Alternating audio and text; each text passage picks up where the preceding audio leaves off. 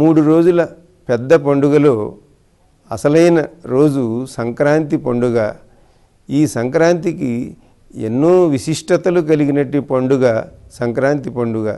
సంక్రమణము జరిగే పండుగ కాబట్టి దీన్ని సంక్రాంతి అంటాం. సంక్రమణము అంటే సూర్యుడు ఒక రాశిలో నుంచి మరొక రాశిలోకి సంక్రమించటం, ప్రవేశించటం. నిన్నటి వరకు ధనురాశిలో ఉన్నటువంటి సూర్యుడు నేడు మకర రాశిలోకి ప్రవేశిస్తాడు. కనుక దీనిని మకర సంక్రాంతి అని అంటారు. ప్రతి నెల ఒక రాశి నుంచి మరొక రాశికి 12 రాశులలోకి సూర్యుడు మారుతూ ఉంటాడు. వాటినన్నింటినీ సంక్రాంతి పేరుతో పిలుస్తాం. కానీ ఈ మకర సంక్రాంతి చాలా ప్రత్యేకమైనటువంటిదిగా మనకు ధర్మశాస్త్ర గ్రంథములు చెబుతున్నాయి. మన ప్రాంతీయ ఆచారము, దేశాచారంగా మనందరం దీన్ని పెద్ద పండుగగా జరుపుకుంటూ ఉన్నాం.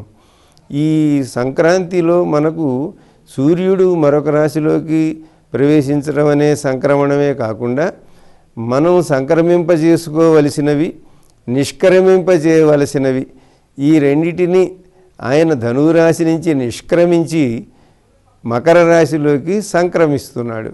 అట్లాగే మనం కూడా నిష్క్రమించి సంక్రమించటం అనేటువంటి దానిని, ఈ ప్రణాళికను మనం సూర్యభగవానుని ప్రత్యక్ష గురువుగా మనం స్వీకరించి మనం నేర్చుకోవలసినటువంటి సందేశం ఈ సంక్రాంతి పండుగ ద్వారా మనకు లభిస్తూ ఉంటుంది.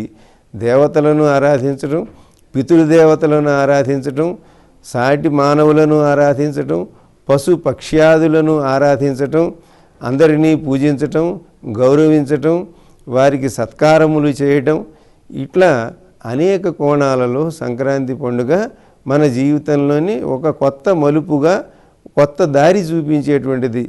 దక్షిణాయనం నుంచి ఉత్తరాయణంలోకి ప్రవేశించటం, దక్షిణాయనం పితృదేవతలకు ప్రధానమైనటువంటిది, ఉత్తరాయణం దేవతారాధనకు ప్రధానమైనటువంటిది. కనుక మనకు ఇటువంటి సందేశాలన్నీ ఇచ్చేటువంటి ప్రత్యేకమైనటువంటి పండుగ సంక్రాంతి పండుగ.